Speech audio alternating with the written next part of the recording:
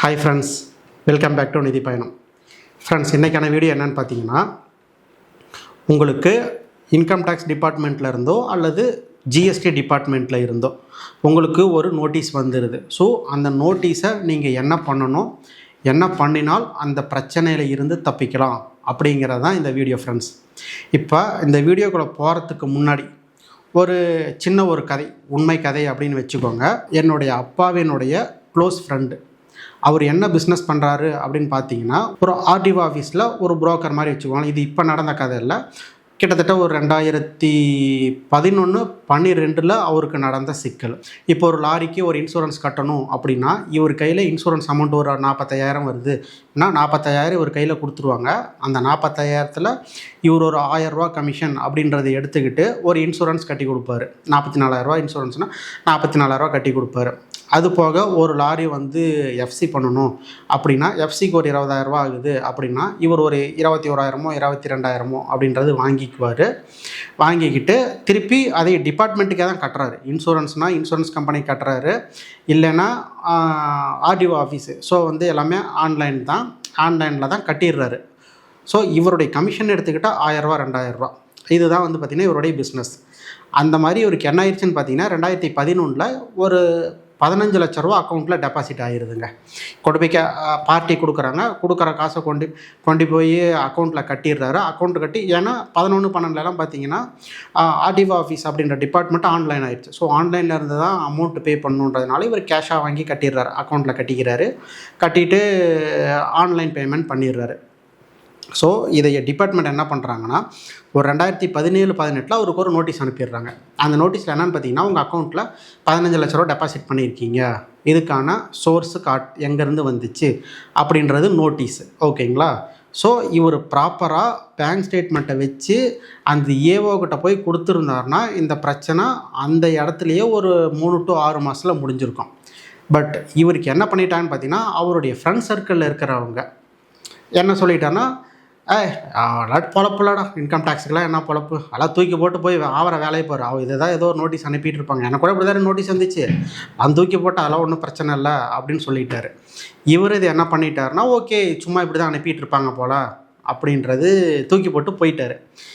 ஒரு 6 மாதம் கழிச்சு என்ன ஆயிடுதுன்னு பார்த்தீங்கன்னா, ஒரு 3-4 நோட்டீஸ் அதுக்கே ரிமைண்டர் மாதிரி வருது. அதுக்கப்புறம் அந்த ஆர்டர் போட்டு கிட்டத்தட்ட ஒரு 15 லட்ச ரூபா 15 to 20 லட்ச ரூபா சம்திங் கட்ட சொல்லி ஆர்டர் பாஸ் ஆகிடுது. ஆர்டர் பாஸ் ஆனதுக்கப்புறம் தான் என்ன பண்ணுறாங்கன்னா, அந்த ஆர்டரை வீட்லேயே கொண்டாந்து கொடுத்துட்டு, இதுக்கு பின்னாடி நாங்கள் என்னென்ன பண்ணுவோம், உங்கள் பேங்க் அக்கௌண்ட்டு ஃப்ரீஸ் பண்ணுவோம், உங்கள் சொத்தை அட்டாச் பண்ணுவோம், வீடு நிலம் எல்லாத்தையுமே நாங்கள் அட்டாச் பண்ணுவோம் அப்படின்னு சொல்லும்போது தான் அவர் பயப்படுறாரு.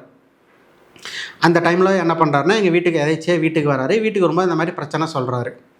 ஸோ நானுமே அப்போ தான் பார்த்தீங்கன்னா சிஏ படிச்சுக்கிட்டு இருந்தேன். நான் சீனியர் ஆஃபீஸில் இருக்கிறேன். அப்போ என்கிட்ட கேட்குறேன், பரமூர் இந்த மாதிரி நோட்டீஸ் வந்திருக்குப்பா, இந்த மாதிரி இவர் சொன்னதுனால நானும் தூக்கி போட்டேன், இப்போ அது ஆர்டர் ஆயிடுச்சு அப்படிங்கிறாரு. அப்போ நான் சொன்ன வார்த்தை என்னென்னா, ஆனால் கண்டிப்பாக நீங்கள் அப்பீல் போகணும். அப்பீல் போகும்போது உங்களுக்கு என்ன டிமாண்டு கொடுத்துருக்காங்களோ அந்த டிமாண்டுக்கு நீங்கள் 20% கட்டிட்டு தானே அப்பீல் போகணும். இன்கேஸ் நீங்கள் இந்த அப்பீலில் ஜெயிச்சிடுறீங்க அப்படின்னா அந்த பணம் உங்களுக்கு ரீஃபண்ட் ஆயிரும் அப்படின்னு அவர் என்ன பண்ணிட்டான்னா, ஓகேன்னு சொல்லிவிட்டு ஒரு ஆடிட்டரை பார்த்து அப்பீல் ஃபைல் பண்ணிட்டார். ஸோ ஒரு 3 லட்ச ரூபா சம்திங் வந்துச்சு. அவர் ஒரு லேண்டை விற்று ஒரு பிளாட் ஒன்று வாங்கி போட்டிருந்தார். அந்த பிளாட்டை விற்று அந்த 3 லட்ச ரூபாய் கொண்டு போய் கட்டிட்டாருங்க ஃப்ரெண்ட்ஸ். கட்டிட்டு இப்போ தான் ஒரு 2 வருஷத்துக்கு முன்னாடி அந்த கேஸ் எடுத்து அவர் வின் பண்ணிட்டார். ஓகேங்களா? ப்ரூஃப் எல்லாமே இருக்குது. ஏன்னா அவர் பணம் கட்டியிருக்காரு. பட் போனது எல்லாமே பார்த்திங்கன்னா அஃபிஷியலாக கவர்மெண்ட் சைட்டுக்கு தான் போயிருக்கு. இன்சூரன்ஸ் கம்பெனி போகுது, ஆர்டிஓ ஆஃபீஸ்னால் இந்த பரிவாகன் அதுக்கு தான் போகுது. ஸோ அவருக்கு கேஸ் நின்றுச்சு, வின் பண்ணிட்டார். பட் ஆனால் இதுக்கு அவர் எடுத்துக்கிட்ட மன உளைச்சல் இருக்குது இல்லைங்களா, இது ஒரு பெரிய மன உளைச்சல்.